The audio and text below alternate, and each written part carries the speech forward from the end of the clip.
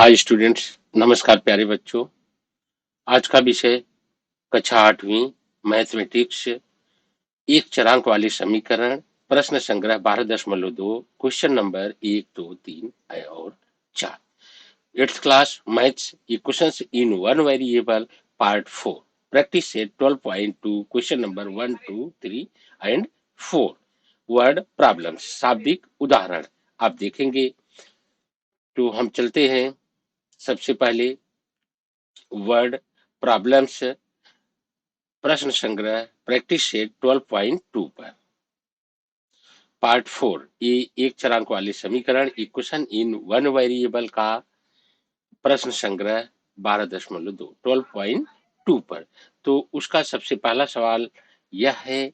तो इसके लिए हम आपको पहले हल करने के लिए आप वीडियो को पॉज करिए और हल करने की कोशिश करिए, फिर हम बताते हैं। तो आप यहाँ पर वीडियो रोक सकते हैं और इसके बाद हल करने की कोशिश करिए, फिर हम आपको हल करते हैं।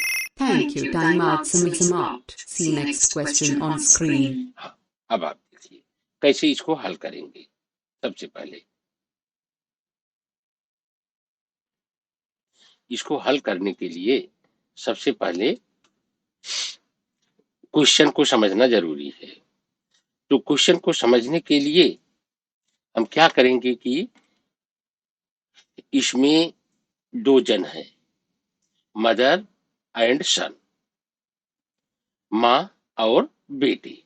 तो इसमें दो पर्सन हैं, एक पर्सन मदर और दूसरा बेटा, उसका बेटा, दो पर्सन माँ और बेटा। पहले प्रश्न समझेंगे, इसके बाद हम हल करेंगे। अब प्रश्न क्या है, माँ की आयु, माँ बड़ी होगी, कितने वर्ष बड़ी है? 25 वर्ष। अब आप समझो, बेटे से माँ 25 वर्ष बड़ी है, ओल्डर देन हर सन। ओल्डर का मतलब बड़ी, ओल्डर का मतलब होता है बड़ी, अधिक। तो माँ बेटे से 25 वर्ष बड़ी है। तो बड़ी है, तो अगर आप समझो बेटे की उम्र 5 वर्ष है, तो माँ 25 वर्ष बड़ी है, तो माँ की उम्र बेटे की 5 है, तो माँ की उम्र 5 धन 25 बराबर 30 वर्ष। ये हो गया ऐसा। अगर माँ बेटे की 5 वर्ष है तो माँ की 30 वर्ष। इसी प्रकार आप समझो, अगर बेटे की उम्र 12 वर्ष है तो माँ की उम्र 25 साल बड़ी, ओल्डर है। तो 25 साल बड़ी का मतलब ये आप समझिए 37 वर्ष। तो अगर हम बेटे की उम्र यक्ष मान लेते हैं, ये चरांक चर है, तो अगर हम यक्ष मान लिए बेटे की, तो माँ की उम्र इसमें 25 जुड़ जाएगा। तो 25 जुड़ने का मतलब है कि 25 जब जुड़ गया तो इसका मतलब ये जो यक्ष ये चर है और ये अंक है, ये दोनों आपस में नहीं जुड़ते। तो इसे इसको हम इसलिए लिखते हैं यक्ष प्लस 25 वर्ष ऐसा, और वर्ष ऐसा। और एक बात और है, 8 वर्ष बाद आप समझो, 8 वर्ष बाद, जैसे अभी आप समझो कि बेटे की उम्र अभी 5 वर्ष है, तो 8 वर्ष बाद 5 धन 8, बेटा कितने का होगा? 13 वर्ष का। 5 वर्ष बाद बेटा कितने का होगा? 13 वर्ष का। बेटा हो जाएगा कितने का? 13 वर्ष का। उसी प्रकार माँ का, अब समझो 25 वर्ष, ये 30 वर्ष है, माँ का 30 वर्ष है, तो यहां लेंगे 30, 8 वर्ष। अभी माँ की उम्र, एज 30 वर्ष है तो 8 वर्ष बाद होगी 38 वर्ष। और 38 वर्ष, रेशियो का मतलब होता है, अनुपात का मतलब होता है रेशियो। रेशियो का मतलब होता है कि इन दोनों के बीच, जैसे 13 है 38 है, इन दोनों का जो रेशियो है बटे में, जैसे इधर हमने यक्ष और यक्ष धन 25 ले लिया तो ए अनुपात हो गया, बटे में जब आ गया तो ए अनुपात हो गया, और यह भी आपका अनुपात होता है, रेशियो ए। अब ये आपकी बेसिक बातें हो गई। अब आप देखिए पूरा इसमें आप जाएंगे पूरे में कि किस प्रकार से अब हम प्रश्न को हल करते हैं। अब आप ये देखेंगे कि प्रश्न को कैसे हल किया जाएगा। तो सबसे पहले ये सब बेसिक बातें हो गई। अब हम प्रश्न की तरफ बढ़ेंगे कि लिखेंगे कैसे और हल कैसे करेंगे पूरे प्रश्न को। तो थोड़े से प्रश्न ये लेंदी टाइप के होते हैं, लेकिन आप अगर समझने का प्रयास करेंगे आसानी से तो ये बड़े प्रश्न आपको भी आसानी से समझ में आ जाएंगे। तो हम अब इसको हल करने की कोशिश करते हैं। तो हम इसमें एक सपोज करते हैं। इसमें हम क्या करते हैं कि सपोज करते हैं। सपोज करने का मतलब होता है कि मानते हैं। जैसे हमने माना, तो मानते किसके हैं? जो छोटा रहता है। तो माँ और बेटे में छोटा कौन होगा? बेटा होगा। तो माना बेटे की, माना माना माना बेटे की, बेटे की वर्तमान आयु, वर्तमान आयु यक्ष वर्ष है, यक्ष वर्ष है। अब आप समझिए। तो देयरफॉर, इसलिए माँ की आयु, माँ की आयु, माँ की आयु कितने वर्ष होगी? 25 वर्ष अधिक। तो माँ की आयु हो जाएगी यक्ष धन 25 वर्ष। अब आप इसको इंग्लिश में भी समझते चलिए, क्योंकि आपको इसकी भी जरूरत बहुत जल्दी पड़ेगी। तो इंग्लिश में इसको कहेंगे लेट, क्योंकि सेमी इंग्लिश स्कूल के लिए ये जरूरी है। Let the son's present age, son's present age, PRE present age, be x years, x years. अब इसके बाद therefore mother's present age,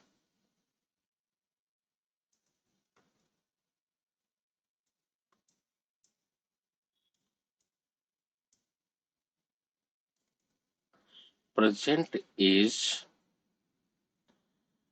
equal to x plus 25 वर्ष बड़ी, इतना ईयर्स। अब इसके बाद आगे बढ़ते हैं। 8 वर्ष बाद ये कंडीशन, कंडीशन यहां से शुरू होती है। यहां पर, यहां तक तो केवल ये है। अब कंडीशन इधर शुरू हो गई। 8 वर्ष बाद, एक क्रम से आप देखेंगे। 8 वर्ष बाद, 8 वर्ष बाद बेटे की आयु, बेटे की आयु, आयु तो मतलब 8 वर्ष बाद 8 साल बड़ा हो जाएगा बेटा। तो हो गया कितना? यक्ष प्लस 8 वर्ष। 8 साल बाद उसमें जुड़ जाएगा। तो इसके बाद आफ्टर 8 years,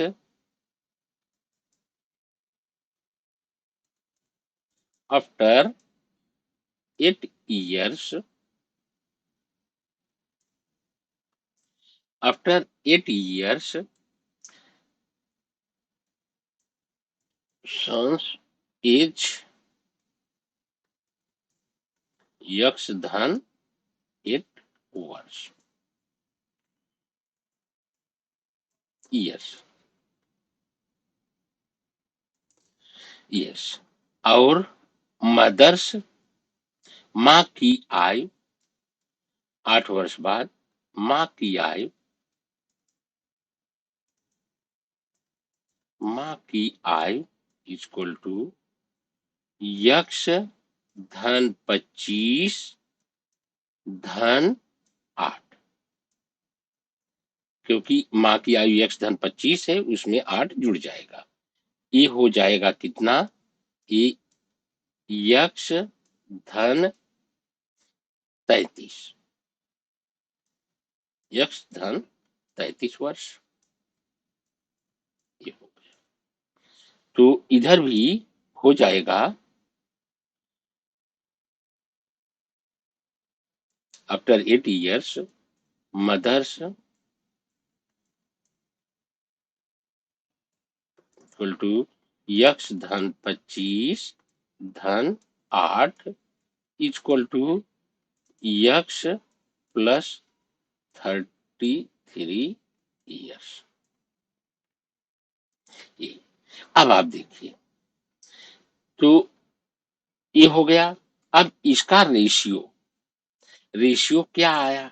इसमें क्या कहा है? बेटे तथा माँ की आयु, पहला बेटे है, इसके बाद माँ है।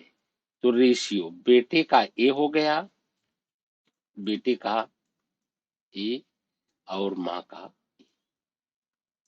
तो रेशियो हो जाएगा कितना?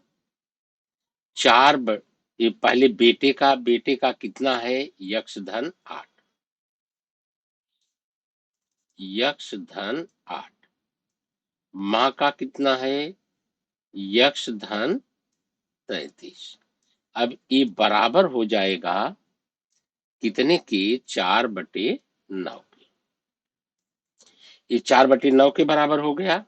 अब आप देखिए, अब यहां पर ऐसा सवाल आप प्रश्न संग्रह 12.1 में कर चुके हैं। ठीक ऐसा ही सब प्रश्न आया था जो आपने उसमें किया। तो इसका कैसे करते हैं? Cross multiplication. तो क्रॉस मल्टीप्लिकेशन मतलब 9 का, ये 9 का इसके साथ और 4 का ये यक्ष प्लस 13 इसके साथ। तो करते हैं 9 ब्रैकेट में यक्ष धन 8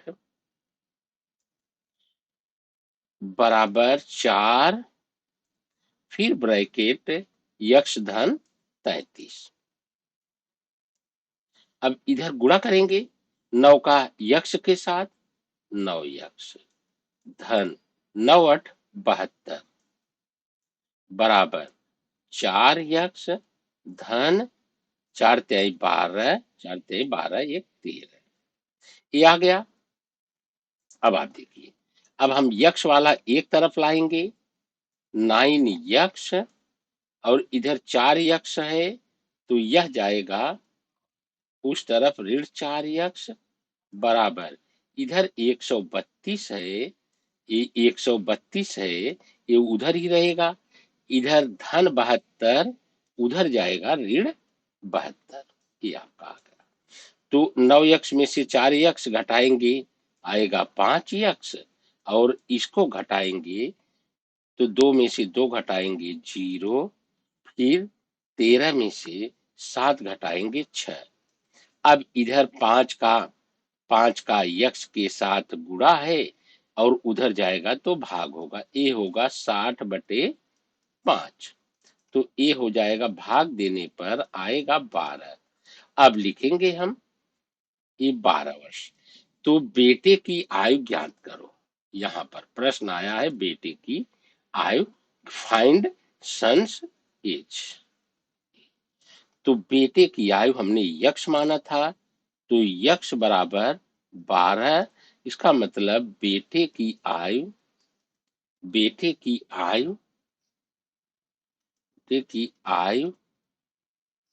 बराबर 12 वर्ष। ये है आपका उत्तर।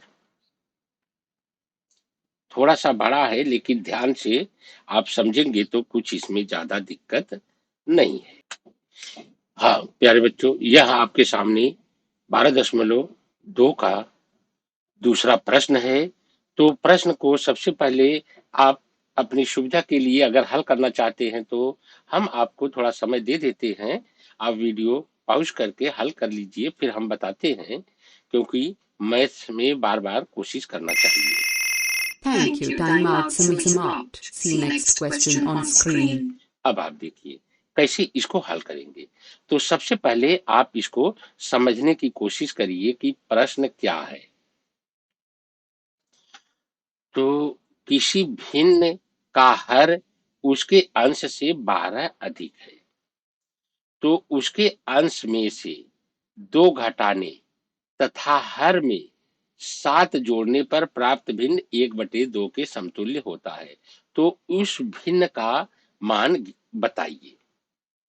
तो सबसे पहले हम समझेंगे भिन्न। भिन्न का मतलब क्या है, ये आप देखिए।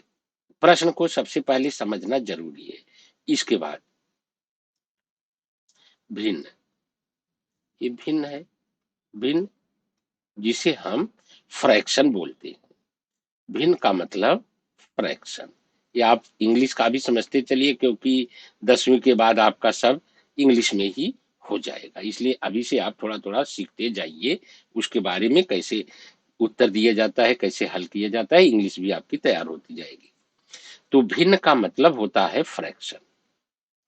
अब इसमें फ्रैक्शन भिन्न, जैसे हम किसी चीज को बटे के 3/4 ए बटे बी, ये भिन्न है, फ्रैक्शन है।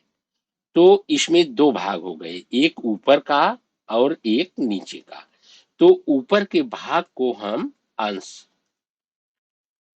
अंश जिसको हम ऊपर के भाग को न्यूमरेटर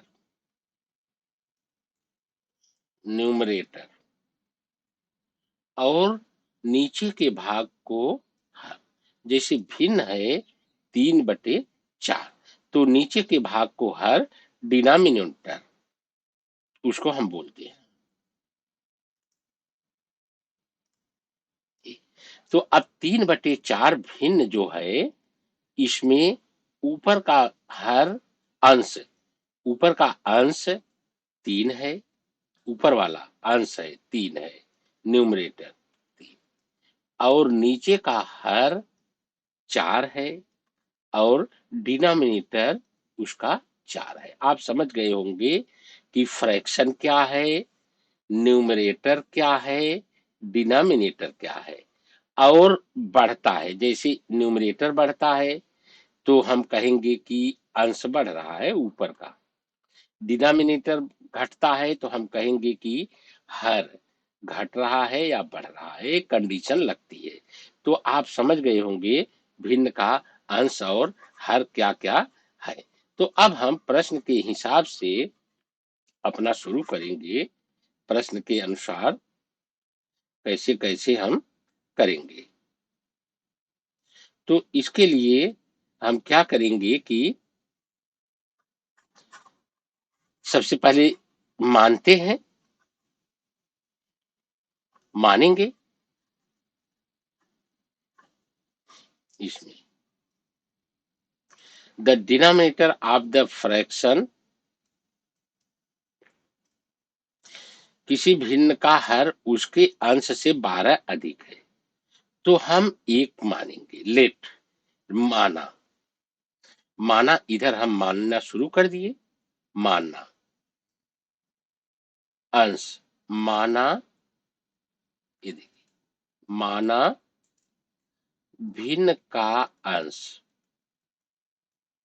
भिन्न का अंश, जैसे उसमें मानते थे अंश यक्ष है,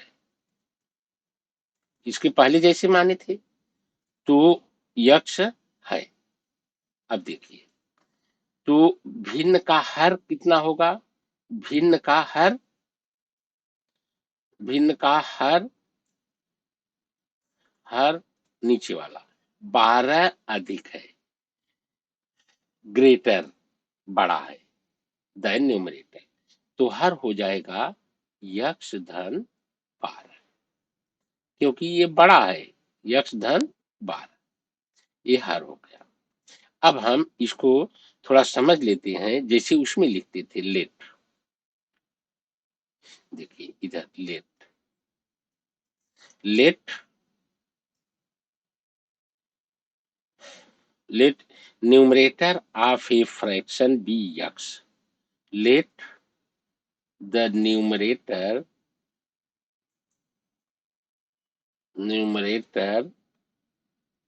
of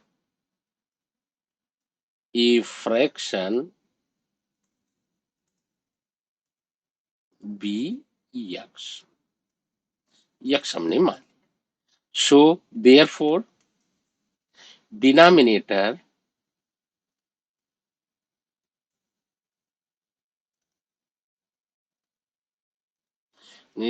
of the fraction greater than numerator 12 by 12, तो x धन 12।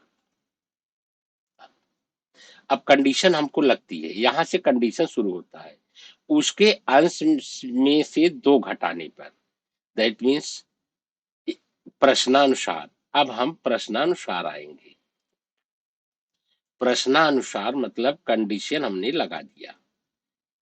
कंडीशन इसको अंग्रेजी में बोलेंगे अकॉर्डिंग,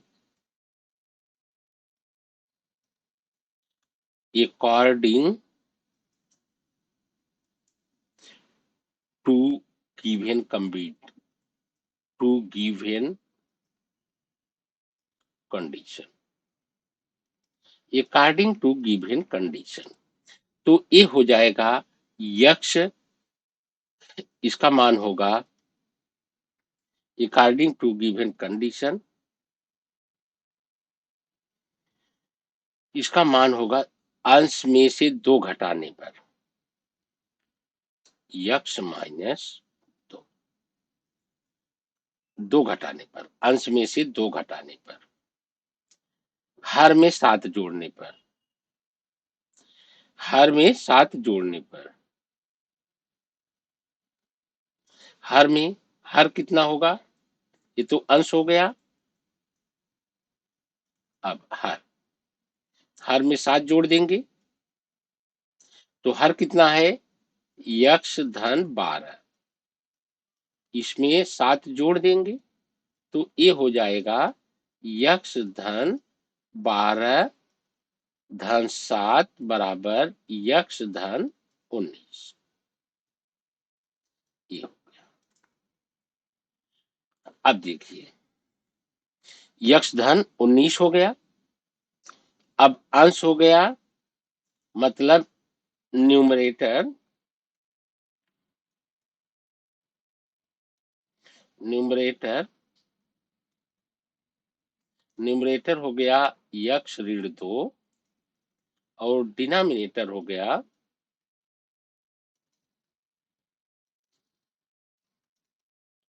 यक्ष धन 19। अब इसके बाद अब प्रश्नानुसार तो समतुल्य हो जाता है, तो जो भिन्न होती है, फ्रैक्शन होता है, वो कितना होता है? यक्ष ऋण 2 बटे यक्ष धन 19 बराबर, ये कितना होगा? यक्ष ऋण 2 यक्ष धन 19 बराबर 1/2। अब आप देखिए ऐसा सवाल पहले जैसा हो गया, जैसे अभी हल किए, तो इसको क्या करेंगे? 2 का इधर कर देंगे, क्रॉस मल्टीप्लिकेशन, 2 का यक्ष ऋण 2 के साथ और 1 का इसके साथ, तो 2 का हम करते हैं, ये देखिए 2 का करेंगे यक्स ऋण 2 इक्वल टू 1 का 1 तो लिखते नहीं, यक्स धन 19, लेकिन आपको समझने के लिए लिख देते हैं 1 का इधर, ये क्रॉस मल्टीप्लीकेशन, ये 2 का ये 1 का इधर। अब इसको हल करेंगे। 2 का यक्स के साथ होगा 2 यक्स, फिर 2 का ऋण 2 के साथ ऋण 4 बराबर 1 का यक्स धन 19। अब आप देखिए यक्स वाला पद इधर आएगा, 2 यक्स ऋण यक्स बराबर 19, इधर ऋण 4 है, उधर जाएगा धन 4, तो ये घट गया ये वाला, तो यक्स आया, यक्स बराबर 19 4 23 ये आया। अब ये यक्स आया तो इसका अंश का अंश अंश का मान बराबर 23, तो हर कितना होगा, इससे 12 अधिक 23 धन 12, तो ये हो जाएगा कितना, 3 2 5 2 1 3, ये 35 हो गया। तो भिन्न कितना होगी, भिन्न मतलब फ्रैक्शन, तो भिन्न हो जाएगी, अंश ऊपर रहेगा 23 बटे हर नीचे 25, तो फ्रैक्शन हो गया, फ्रैक्शन इक्वल टू 23 बटे 25, ये आपका फ्रैक्शन हो गया उत्तर आंसर। इस प्रकार से हम हल कर सकते हैं। हाँ तो प्यारे बच्चों, अभी तीसरा प्रश्न और चौथा प्रश्न ये हम आपको वीडियो 5 में, पार्ट 5 में हम हल करेंगे, क्योंकि प्रश्न लंबे हैं, आपको समझना सबसे जरूरी है। ऐसा नहीं कि एक प्रश्न या 2 प्रश्न, आपको समझ में आना जरूरी है। तो बहुत बहुत धन्यवाद प्यारे बच्चों आपको इसके लिए, और जय हिंद।